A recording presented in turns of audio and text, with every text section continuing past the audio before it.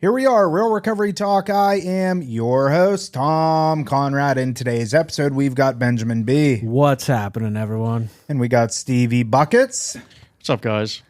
And we also have Lorenzo. Lorenzo, how you doing? I'm doing great. How you doing? Good. So, interesting. Lorenzo has flown in from Michigan? Yes. Michigan.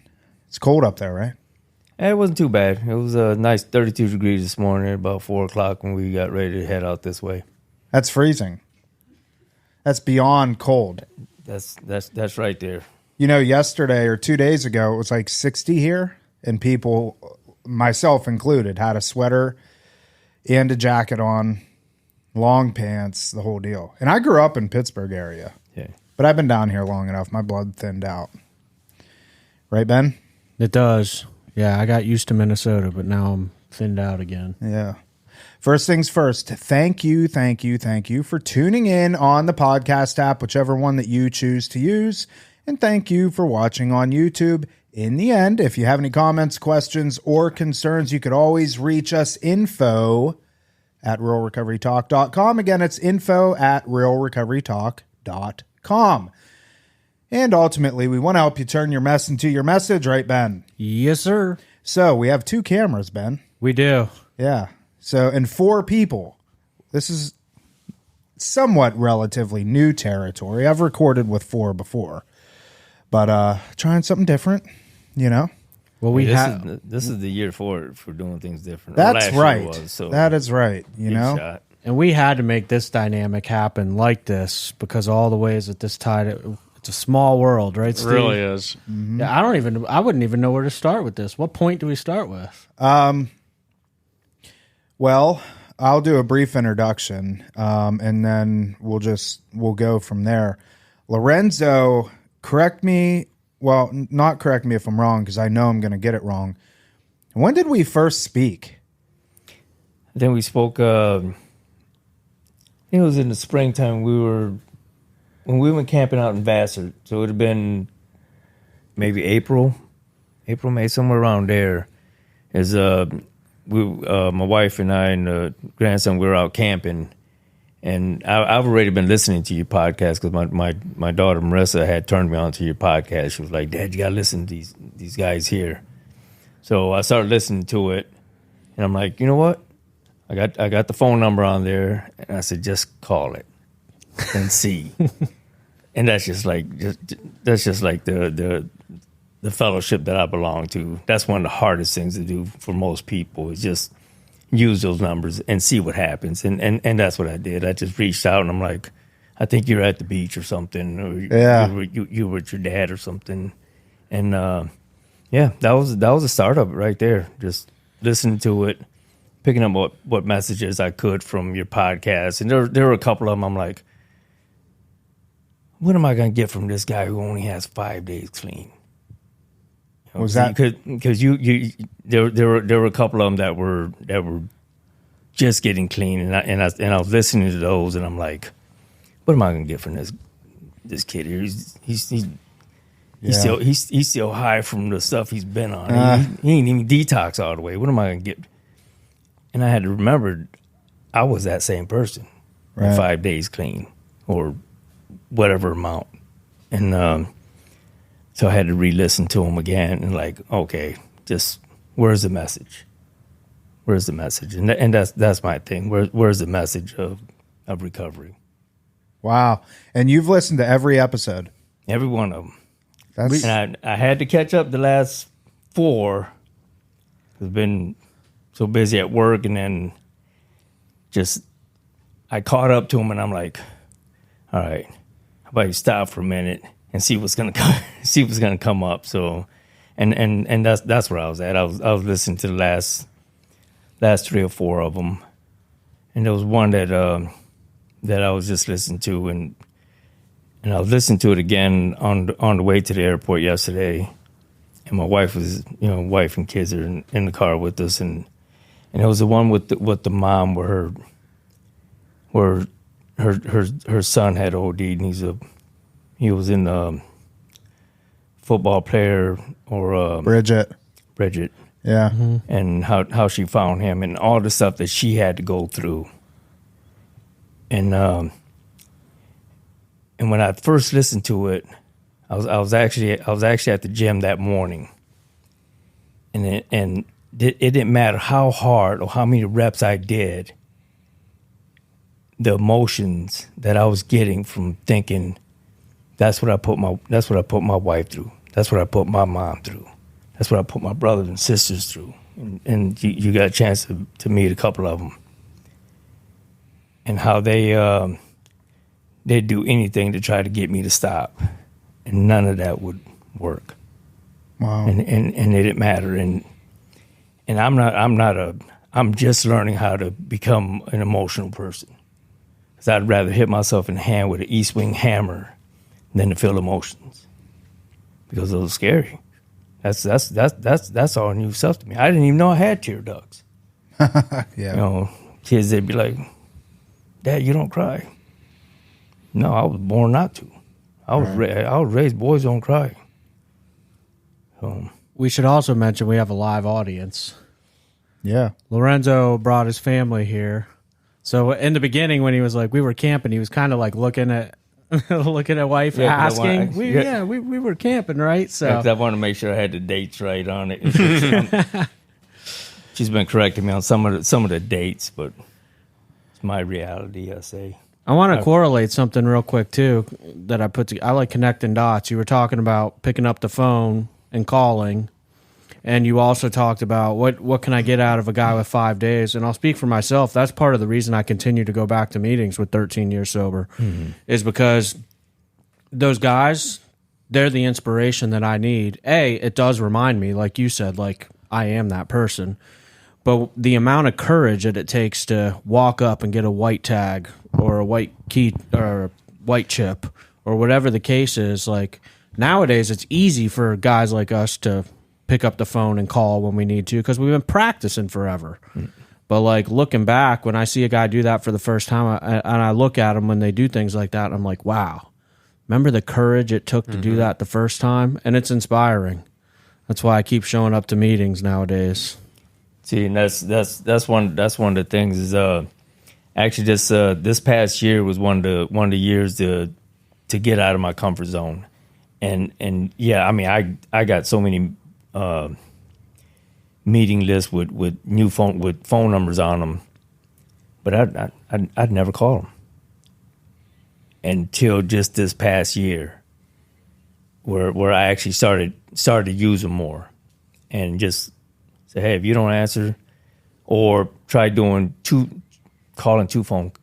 phone numbers, and that was it. Well, I just want to say this. I think you're going to say something different, but I want to say this. I think we should preface it for the audience or the viewers and audience that like Lorenzo has a lot of time clean. He has 22 years clean too, and he still struggles with picking up the phone sometimes. You know what I mean? And which I understand. You know, so I just want the audience to realize that like 22 years clean. You know. Yeah. Well, let's tie this all together too, because you made a comment a second ago about let's just make this phone call and see what happens. And so I want to tie this over to Stevie Buckets and you, Lorenzo. What ended up happening as a result of that phone call? Oh, for when I called Tom. Well, and it's a small world. It all comes together. From there, once I started listening to the podcast and stuff, and started actually reaching out. I was listening to one of the podcasts, and Steve was on there with Dom. I think with Dom, and I got a chance to meet him too.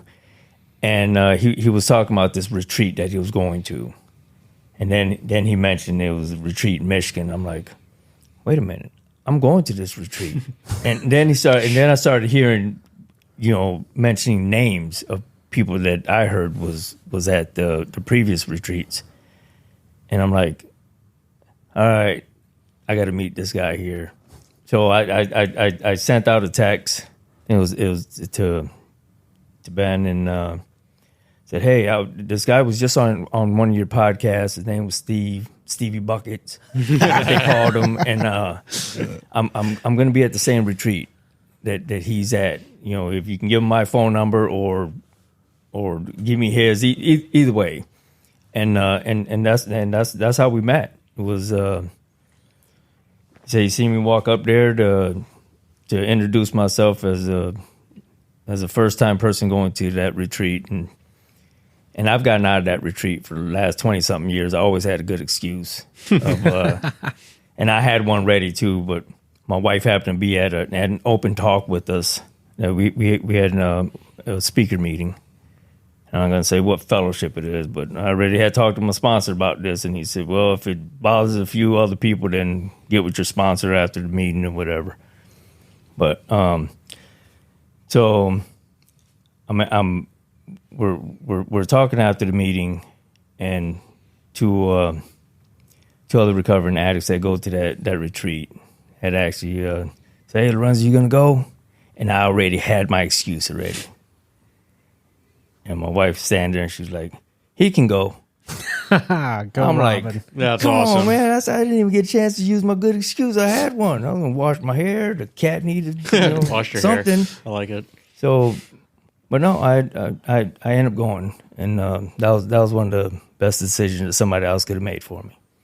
So you knew about this retreat all these years, and you never went? I never went. I never wanted to get out of my comfort zone. I was good. I was good with going to a certain amount of meetings. How far away is this retreat from where you live? I would say probably maybe an hour, 45 minutes, maybe 2, depending Wow. on what back road you take. And Steve, I know you shared on this before, but people from all over the country or All over the world world. come to this retreat. Yeah, we have a speaker, and he's come numerous years. It wasn't just he came to speak. He's from Sweden, I think, and I believe from other countries too as well. But that gentleman sticks out. But yeah, all over the country for sure. Yeah, it's kind of an event in our sponsorship family. So Lorenzo, you have 22 years now? Yes. Yep. And you said over the last year is really when you started to get out of your comfort zone. Yep. Why? I mean, you've got 21 years of comfortability, kind of doing your own thing. What made you decide to do that? Well, I can tell you what the main reason of getting out of that comfort zone was my wife and I was we finally was able to make it to Vegas and for our anniversary, and we had planned this before COVID. So once COVID hit, of course we put it on the back burner. We were finally able to go out there.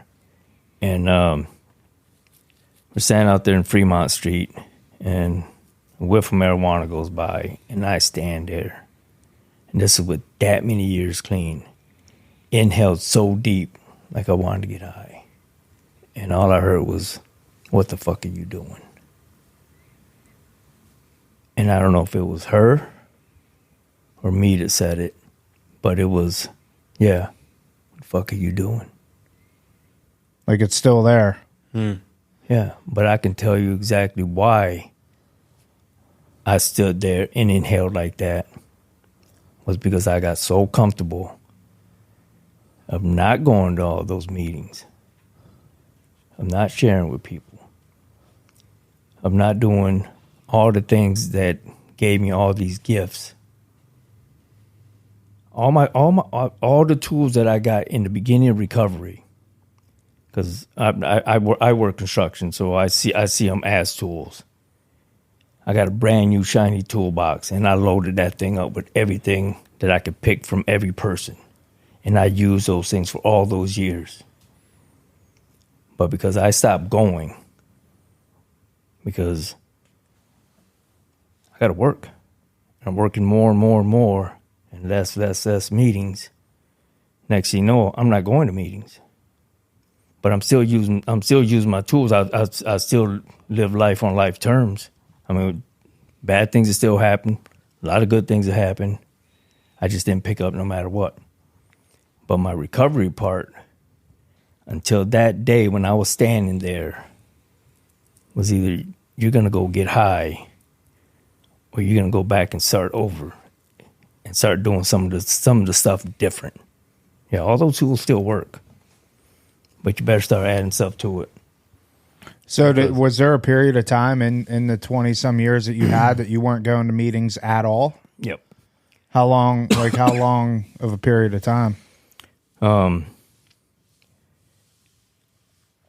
gonna say when I got to around 10 or 11 years clean, that's when it started to go down.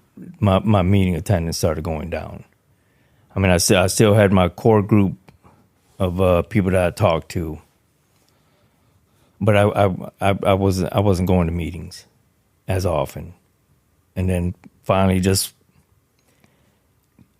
I would say probably maybe 14 years, something like that. And that was over there nodding, which is giving me, because a lot of the stuff I'm not gonna be able to pinpoint the years or the dates, but I know because I stopped doing what worked. That's where I got to that point. And they talk about this balance that we try to get, and it's hard as hell to get to balance your life. And we got 3 wonderful kids. I got a wonderful wife that seemed to have a high tolerance for some of my dumb shit that I pulled, and she didn't deserve any of that. She knew about some of the stuff that I used to do when I lived down here in Florida, because I'm actually from Fort Myers, and I moved away. I moved away from Fort Myers. Thought maybe 1,500 miles away, the dope wouldn't be up there. Geological change or whatever the hell they call it. But yeah, I tried that. Lo and behold, dope man's still up there. Yep. Because I'm still up there. Mm-hmm. And it wasn't long to get back into it. And when we first sat down and talked, I explained to her, I said, there's this Lorenzo that you see that's still okay with smoking marijuana and drinking, but there's this other one that I hope you don't get to meet when he gets involved in this other stuff. And that one right there is the one that will steal from you, will lie to you, will do whatever he's got to do to get another one. And it don't matter who you are. If I'm on that, you're in play. I will do whatever I had to do to get one more. And she was still willing to stay. I'm like, all right, I'm giving you your way out. Yeah. And you guys have been married for how long? 32 years. Wow. So 10 years of you in active addiction, roughly, give or take. Off and on. Yeah. It was. I did have a few years clean before, and that was due to the help from the Department of Corrections. That because I'm not just Lorenzo R, the recovering addict. I'm also an ex-convict. And some people would say, and I can rattle off my number. I haven't forgot it. And they'd be like, well, why would you remember that number? Why would I forget it? That's part of me. And I know exactly why I have that number. Because I picked up. And I was going to do whatever I had to do to get that one more. And that was the consequences of it. So, yeah. Did you get clean? Did you get clean in prison? Or you did some prison time and then came out and... No, I was I never used once the handcuffs were put on me, and usually that's usually what stops me is a pair of handcuffs, and then you're like, oh shit, again. Yeah. But that's the reality. That's my reality of if I pick up. Almost guaranteed, 100%. If I don't die, I'm gonna end up in another pair of handcuffs. Yeah, there was a lot there. There's a lot that we could unpack. So we have a saying in AA, AA gives you a life that takes you out of AA. And I'm like rewinding back to when you said you have 14 years, stop going to meetings, approximately 14 years. Just to like paint a picture, you know, you showed up here today with about 12 family members deep. So you got your family back. You know, that's a gift of the program, if you will. You know, you're down here going to Miami to go on a cruise ship, like with your family. You're holding sounds like an awesome job. Yep. You're always on the road every time we talk to you. You know, but with that being said, like, it's really interesting. I'm glad your wife Robin's here and the family, because when you mentioned at 14 years you stopped going to meetings, you should have seen the look on her face. You know, like it's like you were saying, that's always there. Like going back to your number, like this is the person that I can revert to go back to. You know, and it's funny how other people on the outside can like see that happening, and we tend not to recognize it. Or, oh, don't worry, I got everything. I got my family. I'm holding my job. I'm doing this. But we get caught so quickly off guard because we have all this material, all this outside stuff. We got our family back, everything that the program promises, right? Yep. And then boom, next thing you know, back in handcuffs or whatever the case is. And it usually doesn't take long if you listen to people's stories. Like I was clean for 14 years and went out for 60 days. And next thing you know, they're doing a prison sentence, you know? So, I think it's really interesting and impactful to, you know, have family involved and they can see that. Yeah. And then you get re-involved again. That's awesome. See, and that was the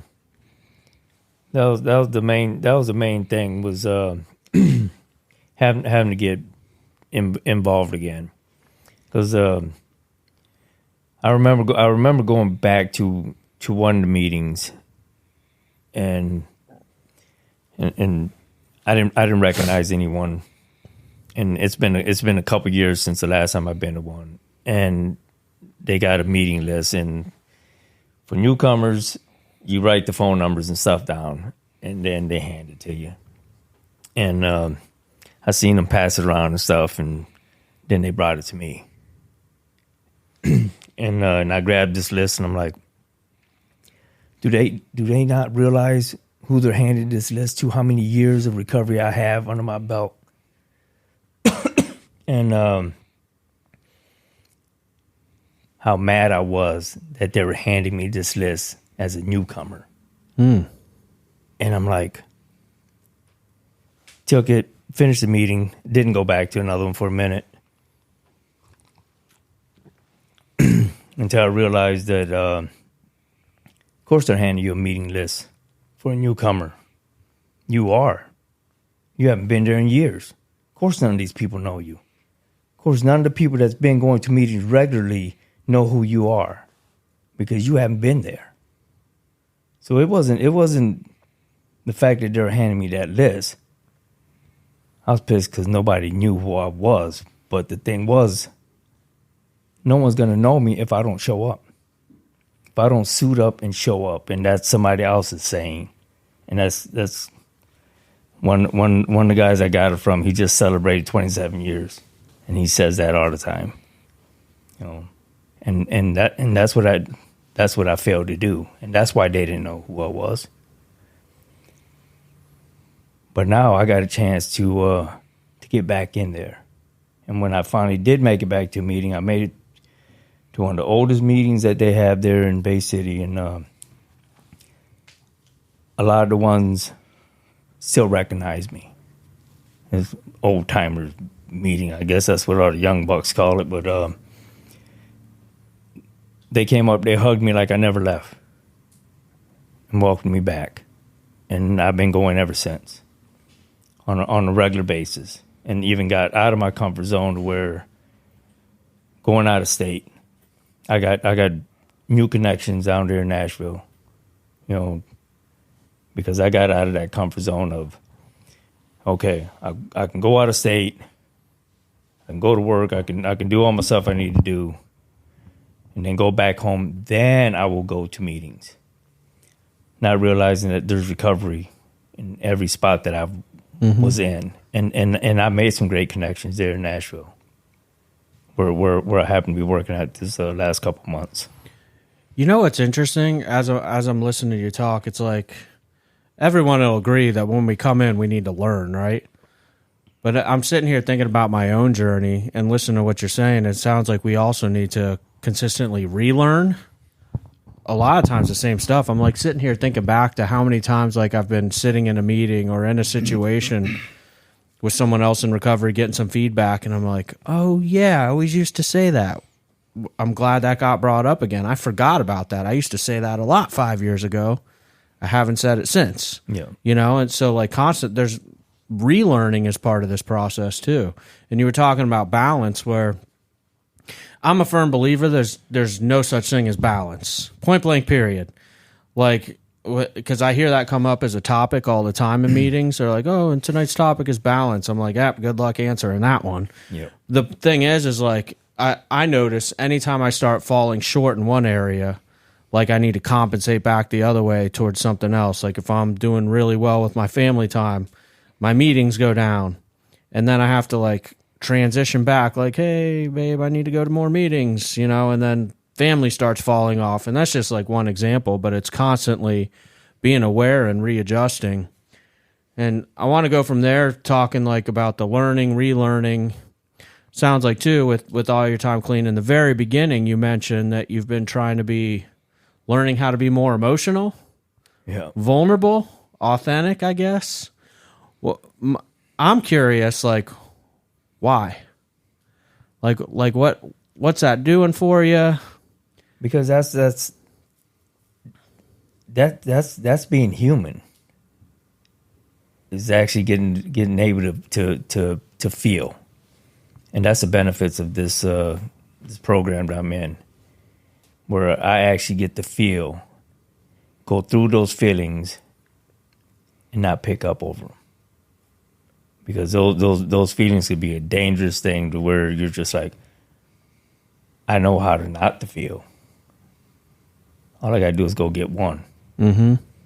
And one for me is and it's gonna sound like one of the damn cliches in our thing, but one is too many and 1,000 never enough. So I don't even have to mention what fellowship I'm in, so I don't step on some of our traditions. But anybody who's listening to this will know where that one came from. And So, I just want to say, it's when I hear you talk, and I can definitely relate to a lot of it in terms of the comfort zone. I call it, our own personal nature, because everyone's comfort zone, I think, looks different, what we're comfortable with. Some people don't mind going to a million meetings and, all that, but then maybe speaking is something they don't like doing, and that's not in their quote unquote comfort zone or in their nature. But I think staying in our comfort zones or what we're comfortable with in our nature is in a way not feeling.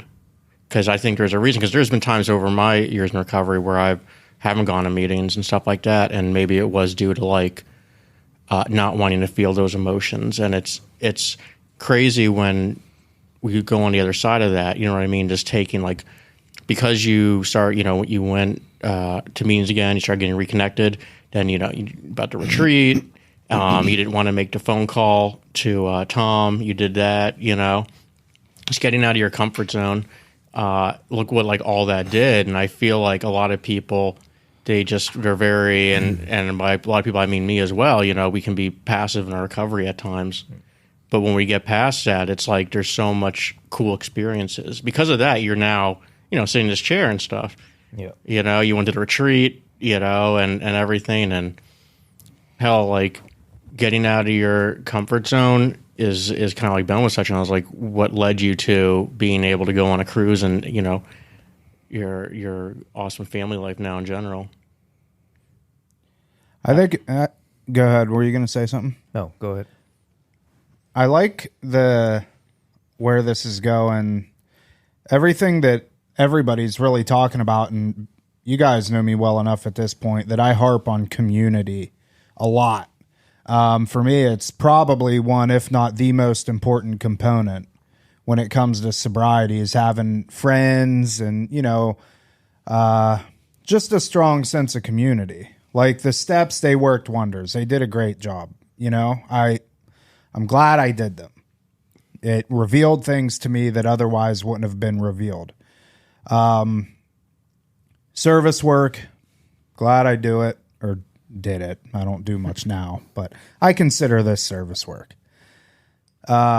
Meetings, same thing. But at the crux of all of that, like if I were to look at everything through the lens of like what is the most beneficial for me, it's the relationships that I've built through doing these other things, the service work, the meetings, and even the steps to, a relationship with my sponsor.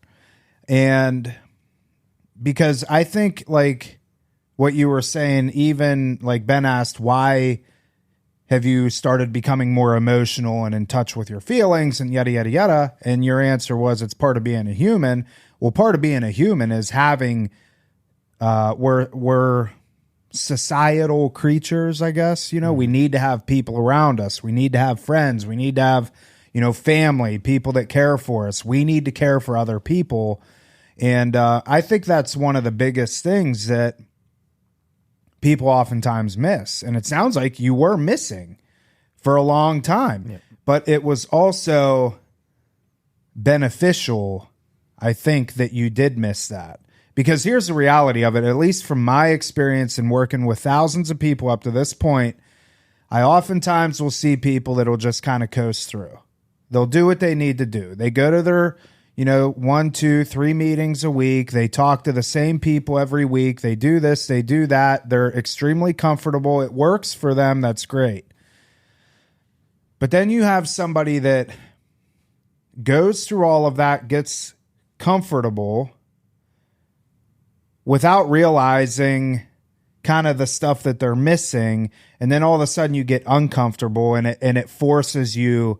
Like it's almost that you don't realize what you had until it was gone type thing. So you spent so many years disconnected until you're standing in Vegas, you get the whiff of pot, and that was the moment that you realized, okay, I'm off the beam now. And you go back to it, and it sounds like you're a lot more appreciative of those things now than probably what you were in the beginning of your sobriety journey, I would guess. Yeah, and I am, because this like I said, this past year, or ever since I started going back to meetings, it's just been one thing after another of the growth. I'm like, you're so scared to do this, but just go ahead and do it.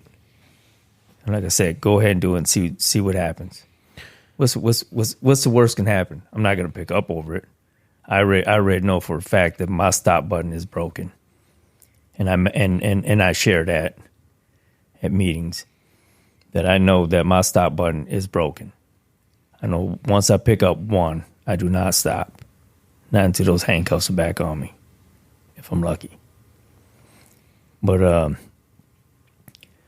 saying that is lost my train of thought there for a second, but just getting back into the meetings and meeting newcomers and getting the chance to experience a newcomer getting like one of them just celebrated a year clean, and I got a chance to see when he only had a couple months clean. Mm-hmm. And then to see him get his 1 year clean, and I'm like, because I came back, I got to share that. I got to see that person grow to this point, and I would talk to him, and every meeting that I see him at, and then to see him to get 1 year, that was something for me. And getting to meet a newcomer that has, I think the first time I talked to him, he had 9 days clean.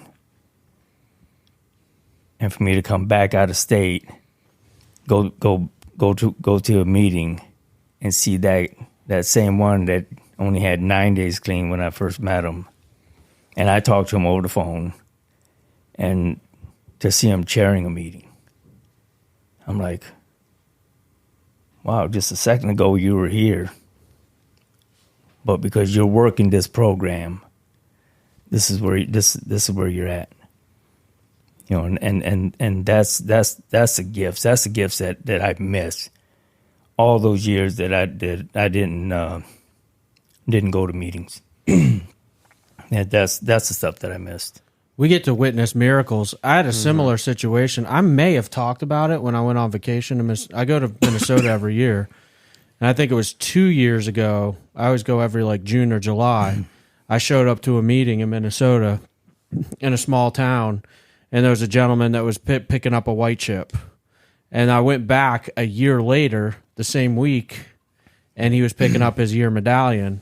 And like getting to meet him the day he was picking up his white chip, you know, we talked after the meeting probably for like 45 minutes. He actually started listening to this podcast, continued to go to meetings, and then to go back and be like, you get to witness these miracles happen. And that goes back to what I was talking about earlier about being inspired by people. Like you see a newcomer come in and you're like, oh man, they're a mess. They're not going to make it. And then a year later, you're like, dude, they made it. Mm-hmm. That is a freaking miracle. And I always say, like, I'd rather give somebody a medallion than receive a medallion. Mm-hmm. Like, there's no better honor. Like, getting a medallion, that's cool. But when you've watched somebody else and, like, you give them their 1-year medallion or their 10-year medallion or whatever it is, that's awesome. I've always enjoyed that more personally. And I kind of want to go back a little bit to piggyback off of what Tom was talking about with, and you mentioned growth as well, Lorenzo, where, you know, at first, when it comes to like 12-step programs, for instance, we work 12 steps to get clean, to get sober, to stop using, so to speak. Like that's the idea in our head. And in AA in particular, Bill W., after writing the big book, which had the instructions of the 12 steps, he wrote the book, The 12 and 12, which is basically short stories about the 12 steps, yep. But it was more about the traditions too. But it's been referred to as, Bill kind of looked at it as a book about emotional sobriety. So once we stop drinking, drugging, like later on to continue to grow, we work on our emotional sobriety, which is why I asked you, like with the emotional stuff, like why? And it's my opinion that real men in recovery that are really doing the deal, they're able to talk about their feelings. They're able to express what they're feeling and not react, but respond. It's like emotional regulation, if you will, and that's where the growth continues. Because like you said earlier, life is going to continue to happen. Yep. Like there's going to be good days, there's going to be bad days, there's things we can't control, things we can't control. And at the end of the day, like having good emotional sobriety is what we should be working on as we have years not picking up a drink or a drug, you know? Yeah, kind of like what I was saying, like even clean, not feeling emotions is like what I like to do when I was getting high. Sometimes I like to get high just I like to get high, but sometimes it was because I was feeling really crappy, you know. So that's in my nature. I feel like not wanting to feel certain things, but now over time and practicing enough, it is feeling stuff to their full extent, you know. And as kind of Lorenzo said, that's the human condition. I was talking with one of our clients today that's kind of struggling. He's a young man, and he was basically saying, right now I don't know what I'm supposed to be feeling. I don't know what this is about. And he's like really struggling. Like he doesn't know if he's supposed to be feeling nothing, if he's supposed to be feeling something. And you know, that's hard in the beginning because like Steve's saying, like, yeah, we used to not feel. Like if I'm having a bad day, I get high. If I'm having a good day, in a way, like I enjoyed not feeling even better than feeling good, if that makes sense. Yeah. Like I guess only an addict might understand that. Yeah, but, you're right. You know? Well, that's the insanity. But that emotional sobriety, that emotional regulation is so, so important for long-term sobriety. Big time. Mm-hmm. And be able to handle it. And being unprepared. I don't know what I'm going to feel later. I'm having a great day today. I don't know if I'm going to have a great night. Life on life terms, right? But being able to be, prepared to the best of our ability. It's what a lot of people end up missing, whenever they get a lot of, the emotional side of it, people oftentimes don't prepare themselves for. A A lot of times it's the material, especially in young sobriety and sobriety diapers per se. You know, people are more concerned about getting the job and getting the materialistic stuff, which I think is very important. But the emotional side of things, that's where people get caught, you know. And, you know, my dad had the stroke, and that was something that I knew was, well, I didn't know it was going to happen, but I had a good suspicion that, you know, it was so weird. I had this whole thing like in my head that I just knew one day something was going to hit me, you know, and am I going to be prepared for it when that day comes? And sure as hell, that day came, and it didn't cross my mind one time to go drink. You know, I was able to handle the situation as best I could. But you put somebody, you know, in early sobriety in that same situation, you just don't know, because they don't prepare for it. It's at least with the people that we work with. We work with a lot of young men, and it's not the manly thing to do, as you were even talking about in the beginning. Yeah. Most men are brought up to be men, and men do not show emotion. They don't cry. They don't do these sorts of things. And it's like, well, you're going to have to at some point if you want to do this whole sobriety thing, because otherwise, you know, what's the alternative?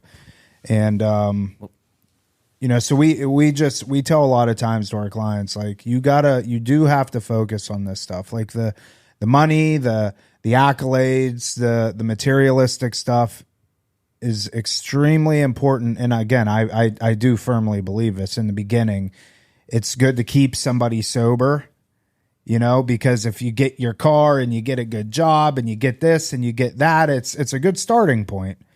But at some point that switch has to flip. And now it's, okay, now what do I do? Now what do I improve on? You were going to say something. Yeah, that's where the work comes in at. To be able to get through emotional things and not pick up. All these years that I got of being clean, I had to learn all that stuff. I had to learn how to get through these things. And in the beginning of these 22 years, it wasn't easy. But like I said, I talk with people. I made regular meeting attendance, and I wanted to share about the gifts of recovery. And not all gifts are going to be good gifts. Mm.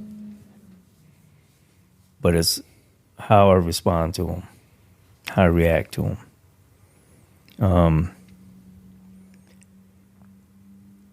My daughter that's sitting there, that's my oldest, Marissa, and I've only shared this at a meeting. One of my biggest fears when I was out there using, it wasn't a rival dope man coming to rob this other dope dealer. It wasn't the DEA. It wasn't the sheriff department. It wasn't the FBI.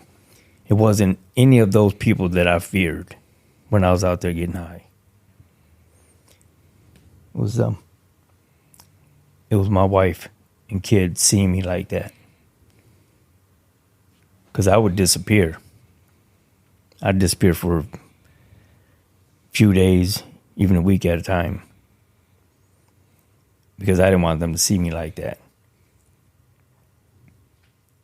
And at the end, my disease had a hold of me so tight that I was going to do no matter what I had to do to continue to feed it. And one of the things was they figured if I had my youngest, or if I had my oldest with me, wherever I went, I wouldn't go to the dope house. And my thinking was,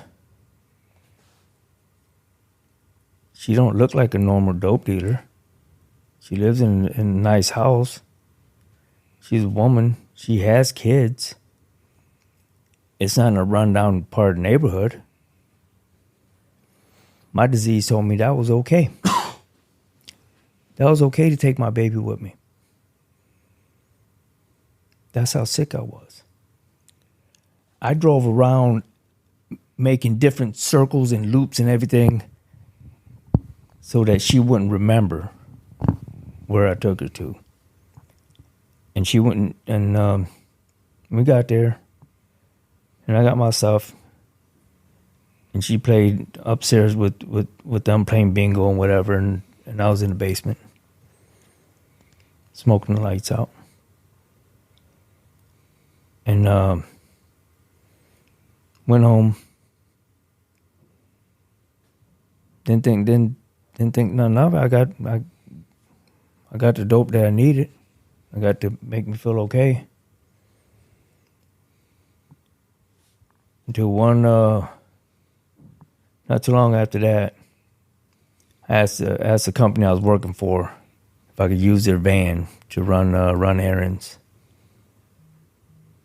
Because we were trying something where I didn't get to use my own vehicle or whatever it was. I didn't have my vehicle there at the shop at the time, and so I took their van,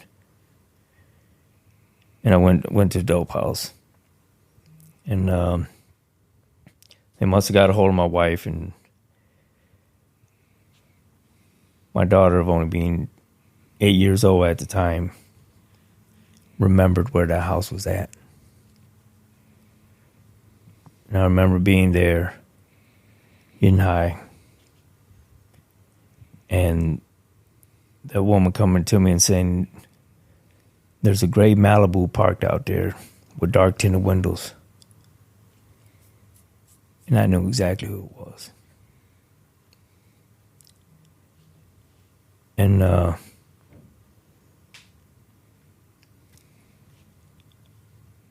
didn't go back to doing that drug of choice when I left there. And shortly after that, I got clean. I mean, not like the next day, because there's other drugs that were involved in it that was able to sneak in, but that's the main one. You're talking about smoking crack. I lived down there in Fort Myers when in 87 or 88 when it first came out.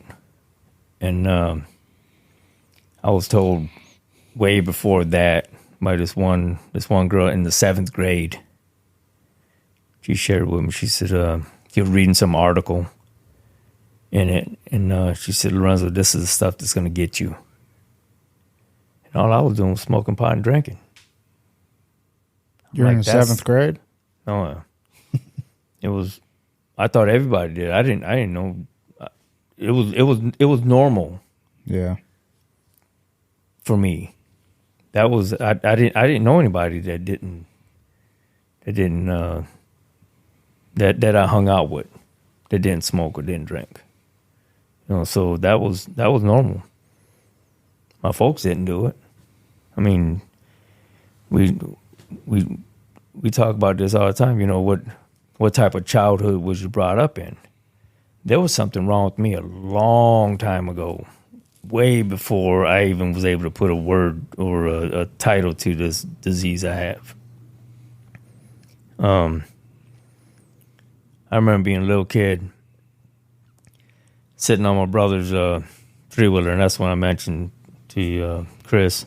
He asked me if you were looking for my name on that news thing that we were talking about earlier. But anyways, he had a three-wheeler. I remember it was a Honda, red Honda, wings on the side and whatnot. And I opened up that gas tank, and I took a whiff of that gas, and made me feel different. And that was being little. I mean, you're looking at 4 or 5-year-old doing that and being able to change the way I feel by putting something in me. Don't get me wrong. I mean, every family raises their kids different. Like it was normal for them to hand me a drink. You know, here, take a sip, or put something in my baby bottle. They didn't think anything of it. They never knew what the outcome was going to be. But when I look back, I knew that there's something wrong with me even back then, because no matter how many whoopings I got, how many times they threw me off that gas tank, I would still go back and do it. It didn't matter what the consequences were. So that right there, that's addiction right there, and that's a little kid. You know, and it wasn't because I had bad parents. I mean, I can tell you right now, every whooping that I've gotten in my lifetime, I earned those. Every one of them. I knew exactly what I was doing. I knew I did wrong, and I earned them. A lot of people would say, well, that sounds like child abuse. I'm like, no, that's a discipline that they knew at that time. And I earned them, every one of them. My mom and dad did the best that they could do. And I got 3 brothers, 3 sisters. You actually got to meet a couple of them. But they would also drop off cousins and stuff like that at my dad's house, because apparently my dad was one that was doing the best out of the rest of the family, so they just thought it was okay to drop their kids off at our house. But Did you guys all live down here in Fort Myers? Yep. Is your dad still around or no? Yeah, actually, I was really surprised that he didn't show up here, because he was talking about coming this way. Oh, really? How old's your dad? 80? Yeah. Pushing 80? Yeah, see? That's why I got down over there that can... Wife Robin knows all the answers. And it's got the dates. She even reminds me of when my mom's birthday and stuff was. But they still live in Fort Myers? my mom passed away this the 16th of this month. 6 years? 6 years ago. And I got to make it through that without using. But the gift of this program that I'm in, that gift gets handed to all of them. To get a chance to meet y'all. My mom got to see me for 16 years of a son that she thought she lost. She got to see me for those 16 years clean before she passed away. And I got to do things that I know good and well, if I was in my active addiction, would have never happened.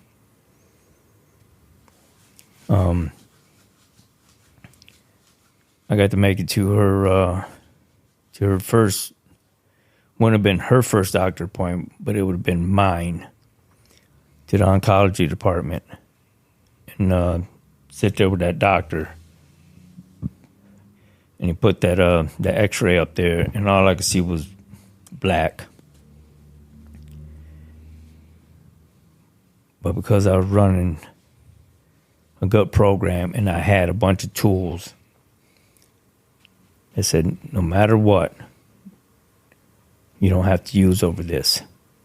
It's gonna fucking hurt, but you don't have to use over it. And I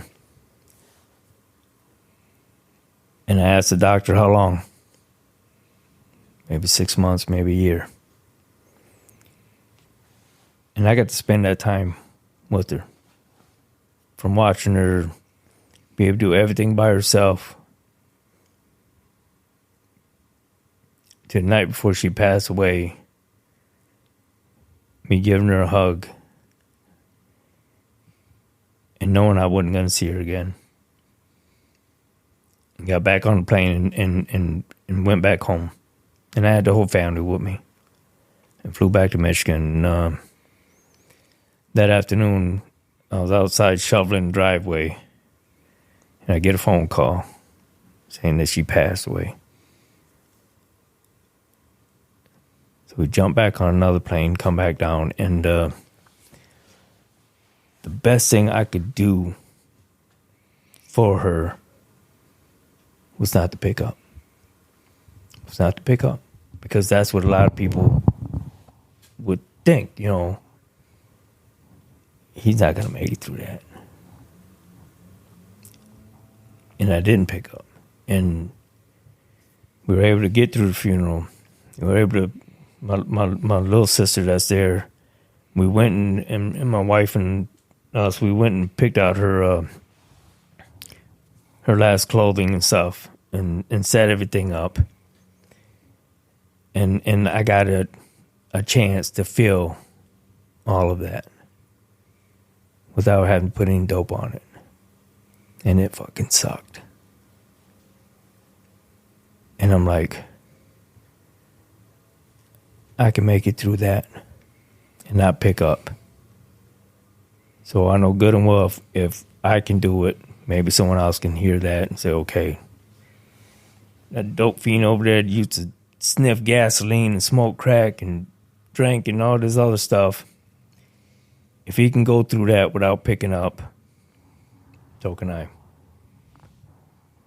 Wow. And, that's just one of the gifts. And I didn't say all gifts were going to be good gifts. But the gift was she got to see me like that. And my family gets to see this person.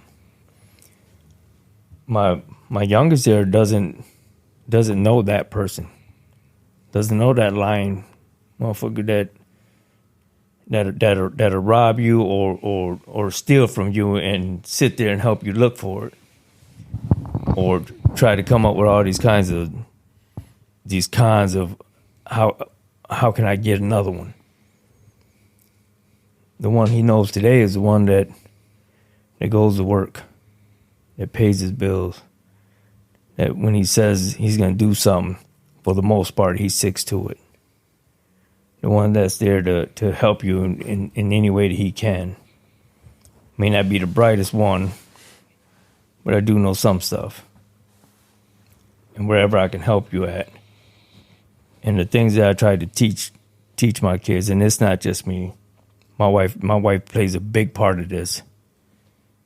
The thing is, she's normal. But the thing is, she doesn't use. She don't drink. She don't smoke. She makes my recovery a lot easier for me because I can let that addiction just run wild with that, saying, why can she use? All right. But like I said, she makes it easier for me. But my kids get a chance to see this side of me. Now I don't know if I ever told them about sniffing gasoline and stuff like that, but we've always taught them that pay attention to the decisions you're gonna make. They're your decisions. They don't belong to anybody else. You have the final say-so in what you do. Because I know I've made a lot of decisions that were not good ones. And to this day, I still pay for some of them. Now, don't get me wrong. I still make bad decisions. They just don't cost me as much. And I get a chance to look at them, and I get a chance to fix them. And I guess they call them amends or something. And but that's what I get to do today. And long as I don't pick up, man, I got a chance.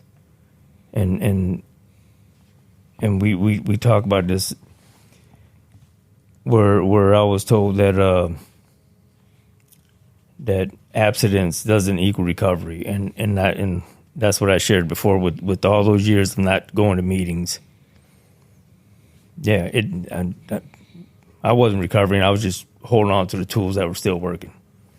But this time around, it's man, it's just somebody put that fire back under me, and someone's been flaming it the whole time. Someone's been putting some air to it, and it's been getting brighter and brighter, and that's why I'm here today. I'm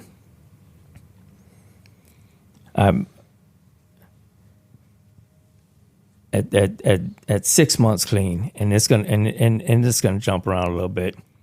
At 6 months clean, going to a meeting, and I guess it was the license plate tag that was out on the car or something, and I got pulled over and got arrested, and it was for domestic,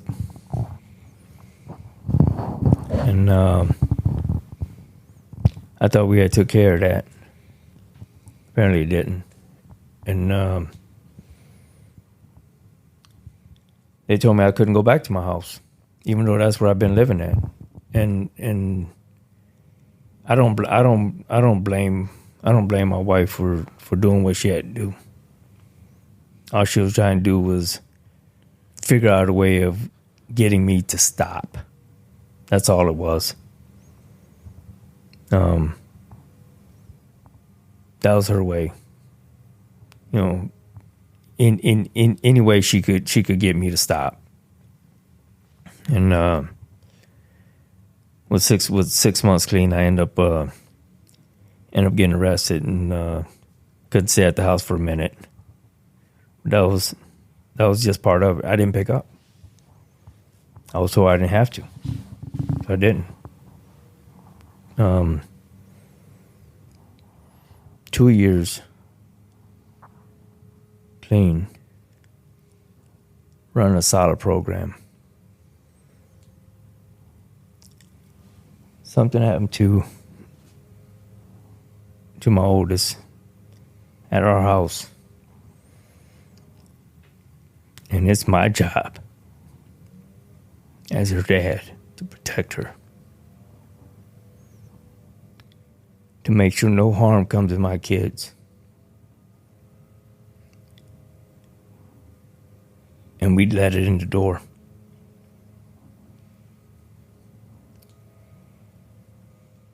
And when she told us what happened,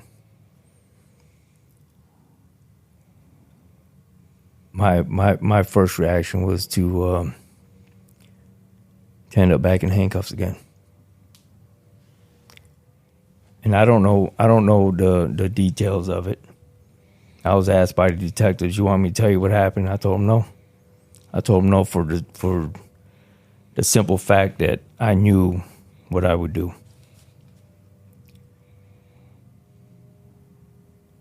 So for roughly 8 years, I hit those weights, and I know how many pounds it takes to actually crush somebody's throat.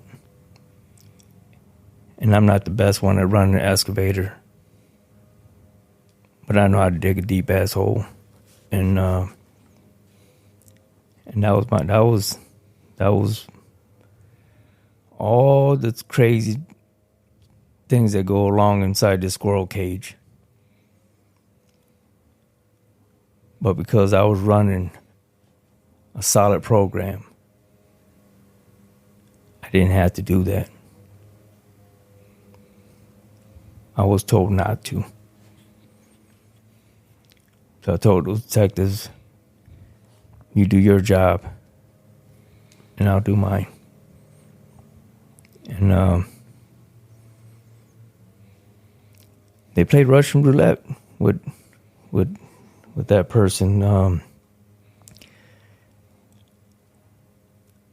I remember coming home with all those years of being clean and passing him on the street. And you talking about rage coming back that no one told me. And the good thing is that I was still working the program. I was still able to talk with people, still able to get that anger out in a way that was going to keep me out of handcuffs.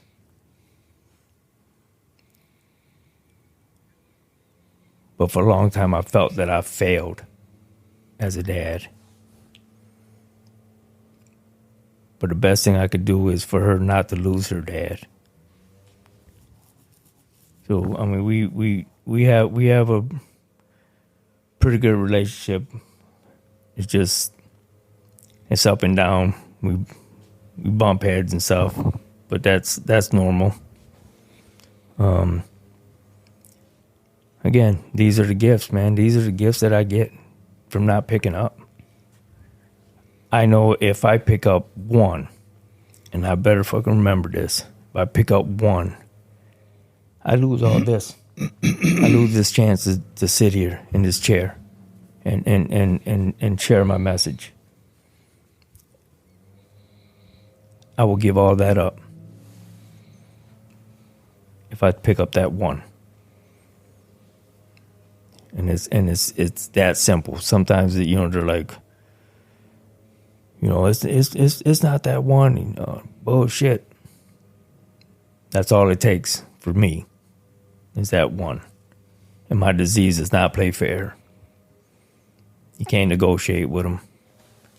He'll sit back there and he'll wait. And that's where, like I said, that when I was standing over there in Vegas, that was his chance. I mean, he might have been sitting there doing all the damn push-ups and sit-ups and was a damn baby gorilla like I see on one of your podcast things, and he had his chance.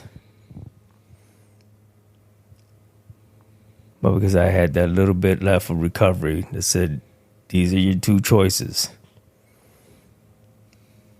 And I made it. I made the right one, and that's why I'm sitting here with y'all today. I mean, there's just so many gifts that I've been given because I haven't used, and I'm just scratching the surface of getting the best ones that are in here. Because, like I said earlier, I'd rather hit myself in the damn hand with my East Wing hammer than have to feel emotional stuff. But I'm learning. I'm learning how to do that. Yeah. That's the thing. I'm learning, and I'm grateful to. I'm able to learn. I'm teachable.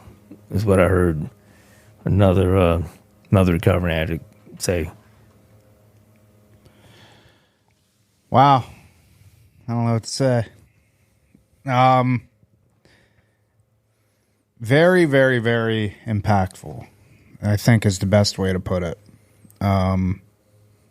Beautiful family, you've obviously done very well in terms of, everything really from my perspective in terms of your, what you've accomplished. And I like when people go to those sorts of levels, especially when you have a microphone sitting in front of you, because you have no idea who's going to hear this. I have no idea who's going to hear it. But rest assured, somebody's going to hear it that's gone through exactly what you've gone through. Guaranteed.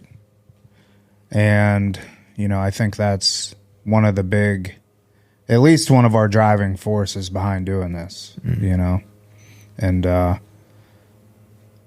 I don't know what really... I say this a lot, like some podcasts that we record, it's one of those I'm half listening, half not listening because I'm thinking of questions to ask and follow-up questions and stuff like that. But in this one I just listened the whole time. So I don't have any other questions. But it was really good. I mean, I'm so glad that we were able to make this happen. No, it's about being open, vulnerable, honest. At the end of the day, like Tom was just saying, there is someone out there that will always relate. And, it's so funny that you brought up bringing your daughter to the dope house.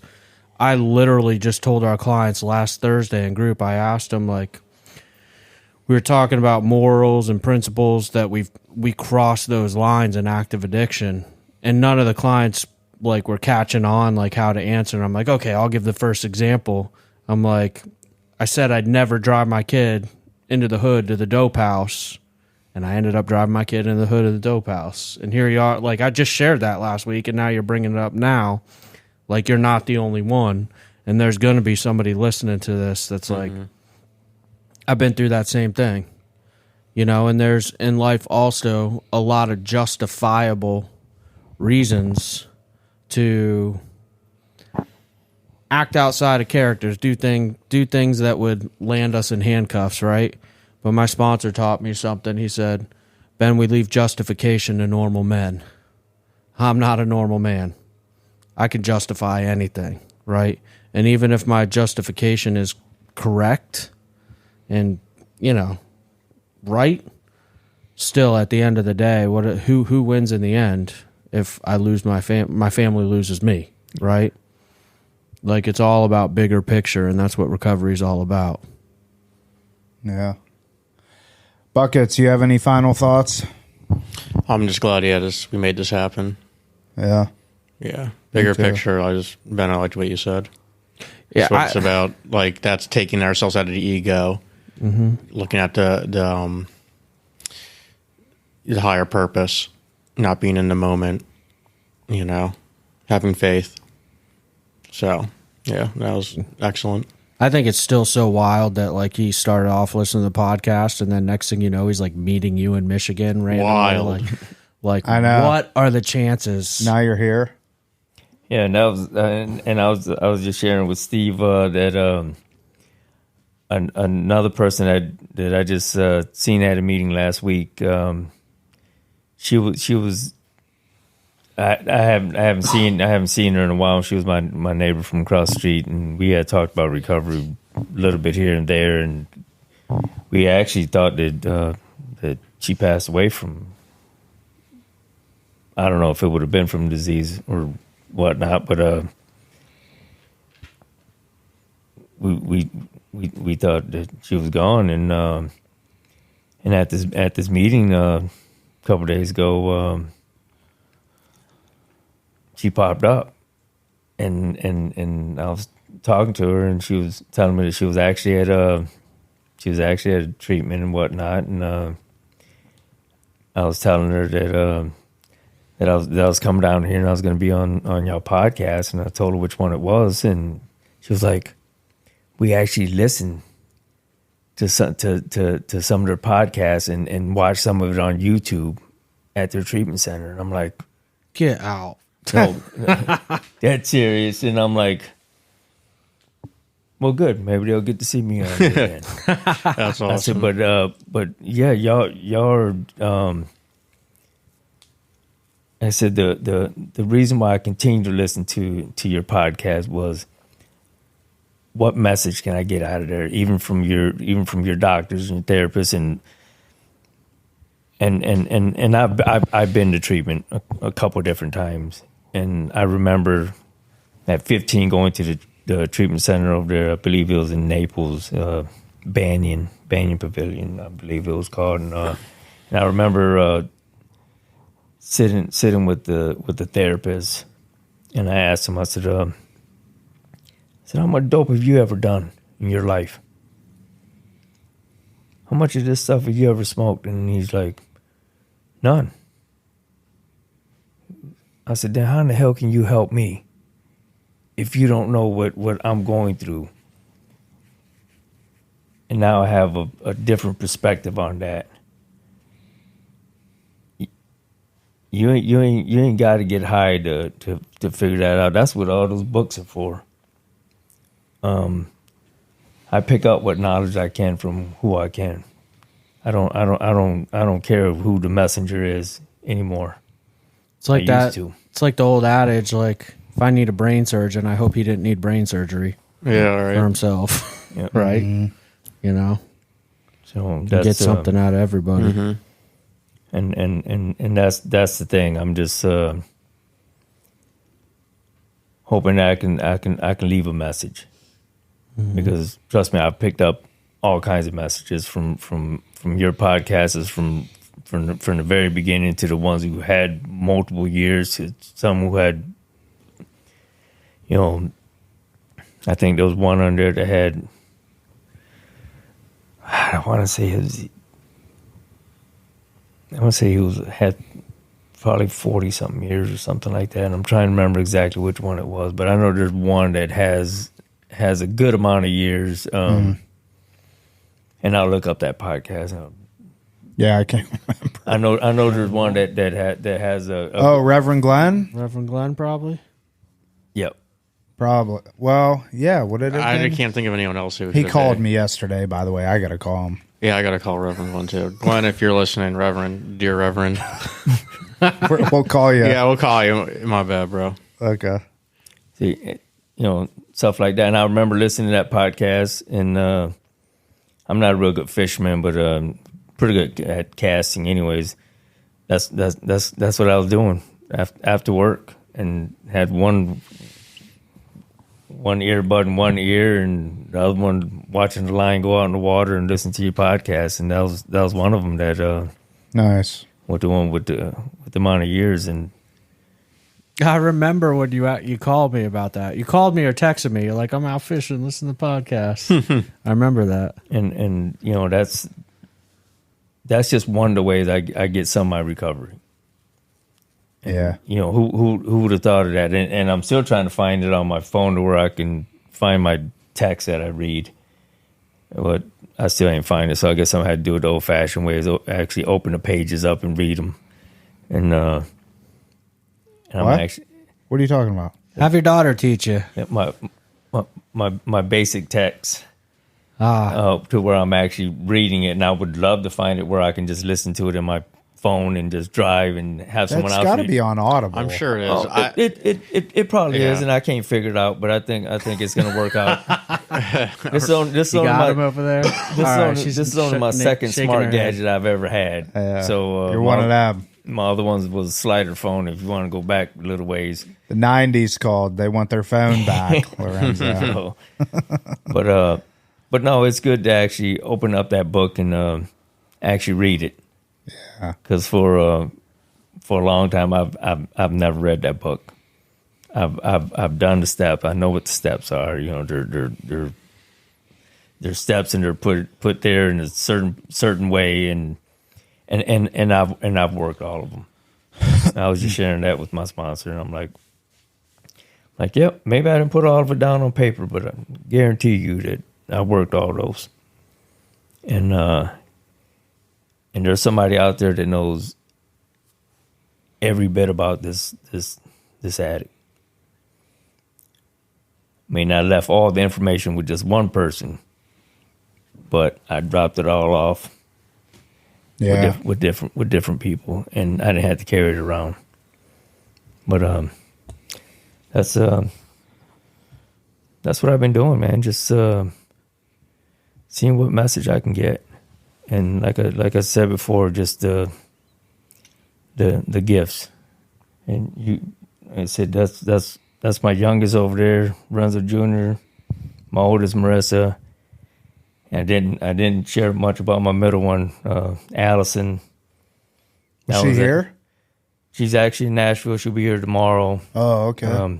She's a registered nurse in the oncology department for hospital How there. you look at your wife for all the important info. Yeah, because I don't want to get the word wrong. I get it. I So, can relate. Actually, she does bone marrow. See, oh, there. Oh, see? Yeah. Chill with the cancer people. Yeah. But yeah, my oldest one owns her own business. My youngest just graduated from college. So Youngest, oldest, Yep. owns her Yeah. own business. Yep. What is it? Marissa Kimmel Photos Photography. Oh, That's nice. awesome. That's so cool. Okay. we need one of those. Yeah. Yeah, there you go. Marissa Kimmel Photos. And you do like wedding photography or what? Everything in between. Everything. So if you're in the what area? Michigan area? Yeah, she's actually in. My car can take me. Yeah. Okay. Marissa Kimmel Photos on Instagram. All right. There you go. Shameless plug. Yeah. And and then my youngest just graduated from college. Who just And what is it, computer engineering? Computer science with a specialty in artificial intelligence, I think. Oh, there you go. Ahead of the game. Yeah. So, There you go. and Nice. I said my middle one's a registered nurse. Well, you did all right. Yeah, No, yeah, man. No, I didn't. We did. Because the one time I think that I'm doing this shit by myself, that's where I screwed myself. Well, I really meant your wife, but you're the one on camera. And Tom's being polite. yeah, No, facts. it's both of us. And Yeah. I mean the best we can do is that I think we're gonna end up raising 3 workaholics because we don't like taking days off, man. Yeah. I think in the 30-some years she's been where she's been at, I think you might be able to count them all off on one hand how many days she's actually called in. And I tried to call in where I work at, but I can't do it. I'm like, I can't leave my guys short-handed. But, And you do construction, like road work or what? No, I actually work for an electrical contractor out of Michigan, but we do a lot of out-of-state work. The first 6 years, I've done a lot of the big solar projects, from pounding the posts to setting the panels, different systems. I'm also on their Detroit maintenance crew, which that's like, say someone takes out one of the transformers or take out one of the combiner boxes or takes out some poles or lights. If I'm on call, I get a call and they say, all right, you got 2 hours to respond, come in and with the electrician and help them put it together, put it back up. Nice. But Hard work. yep. I think. No, the work is work is what I call it, and it takes me on to a lot of different places in this country here, and that's what I said about not going to meetings. I could have met all kinds of people. Right. If I was just willing to get out of that comfort zone. I'm just glad that this past year was the year to get out of it and stay out of it. But just got to watch myself to where I'll get comfortable again. I'll be like, well, you did what you said you were going to do. You don't have to keep doing it. So I just got to watch that part. And but so far so good, man. Just right now I'm on vacation. Who would have ever thought, I didn't somebody who would barricade himself in a hotel room just to get high is flying 30,000 feet in the air coming this way to make sure he made it here to be on this podcast to talk about recovery. It's awesome. That right there is a miracle right there. Then you're going to go float around on the ocean for a few days. Yep, and eat as much food as I can because last couple of cruises that we've been on. Again, these are just gifts, man. Let me pick one up. Yeah. And that nice house and cars and bank accounts and all that good shit that we put together, is gone, guaranteed. Can't take it with you, as my dad always says. But Put something in my pocket when y'all get ready to bury me. there you go. Well, listen, it's been an hour and almost a half. And so for the sake of editing purposes, we got to cut this short. I'm not trying to be. I'm just ordering the food for group tonight. I'm not trying to be. Yeah, to Steve's be over rude. there. I just got to do this, or they're gonna, Starve. They're gonna be Not eat. hungry Yeah. clients. Lorenzo, listen, in all seriousness, very glad that we got to make this work and appreciate you coming down and bringing your family with you. And anytime you're in the area, you're always welcome. You and everybody.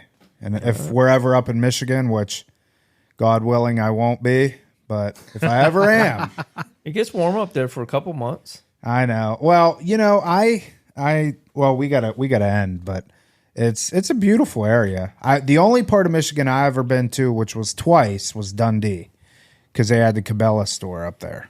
It's still there. Is it? Yes. Yeah. So that's it. But I hear Michigan's rather beautiful. And I'll see you in September. Oh yeah, got to make a reservation for it. Hell yeah. Maybe we should venture up with Steve. Well, I was should. thinking I'll have Steve be my sponsor so that I'm allowed to go. You can go. And look, we don't. I'm not going to say the fellowship. We'll do traditions, but we don't turn anyone away. All right. Yeah, you guys are welcome to come. You'd love it. No, I'm sure we You'd would. switch fellowships. We should. You ain't even gotta do all that shit. Just show up. Yeah. Yeah, I'm just gonna. I'm gonna accept you whatever fellowship you're in. It Maybe don't we matter. should It don't do that, matter to me. Ben. Yeah. We're going for more than a day and a half or whatever you did. What are you talking about? I went there from Thursday to Sunday. You flew up on a Thursday, flew back on a Sunday. Yeah. So you were there Friday and Saturday. I was there Thursday night, Friday night, Saturday night. Right. Like I said, a day and a half. That's way more than a day. And that's like, anyways. All I'm saying is that I'm not flying across the country for 2 days. We'll go longer. That's yeah, fine with me. we're gonna whenever it starts and it ends. We're I've the been first thinking- ones there, last ones to leave. I've been Buckets. thinking going early anyways. Thursday's good, you know. Yeah. Saturday's, Wednesday's even Yeah. better. You ain't gonna be on no diet when you're there. Half measures avail us nothing. Yeah. I don't know about- we're going for the full thing. That literally is a full thing. That actually is that's a day more than it's technically Than it's Friday to supposed to Sunday. Anyways, Anything to tease buckets. yeah. You know where Steve got his good. name? Stevie Buckets. I remember hearing it on one of the podcasts. I think he was on fire one day out there. Yeah, that's true. some Yeah, hoops we as played well. yesterday. He wasn't. He was kind of cold. I made one shot, I realized my shot wasn't hitting, so I went on defense and I'll go So put that. Stevie I'll go Bricks. put that one right there, scoring 20 points against one of the best high school teams in Saginaw. Oh yeah, that's awesome. So Yeah. there, All right. she might be a play because I'll play prison rules. Oh yeah, we have a few of those. we have to be like, you know, we're all friends here. I almost fought I'm one bad. of our clients. I remember That's that. why I don't show up. Yeah, well, because you're like, you know, like It's just you're not a about- basketball what, Tom? player. It's about just fun. All right, we got to wrap this up. I got to go get my son from gymnastics, Ben. Yeah, my phone's blowing up. Thanks, Lorenzo. Yeah, man. Yeah, man. It Really was fun. appreciate it. Enjoy your cruise. Enjoy the time that you have down here, and that's it. Thanks for making this happen, man. Just because of one person listening, she handed it off to me, and I continue to listen. Now I'm here trying to at least hoping someone gets a message from this. Yeah, And the only one that I can leave them is you don't have to use no matter what. yeah, I mean, you're gonna have your real good days and you can have your real bad days, but if you want to really fuck them up, put some dope on it. Mm-hmm. And it's that simple. yeah. Amen to that. That's where I'm at, and my grandson didn't earn too many quarters from this podcast because we got this one little container that he made up that every time I say a bad word, he puts a quarter in, and he's collected a whole bunch of money off it. So he's not going to collect too many off of this one because I think it did. I think you did all right. Yeah, You put probably a- just you 5 put a- quarters. Well, I've been bucks you out of work for about a week, so let me get my work hat back on, and that changes real quick. Yeah, there you go. All right. Well, that is it for this episode of Real Recovery Talk. Thank you for tuning in. In the end, if you have any comments, questions, or concerns, you could always reach us. info@realrecoverytalk.com. Again, it's info@realrecoverytalk.com. And ultimately, we want to help you turn your mess into your message. That is it. We will see y'all later.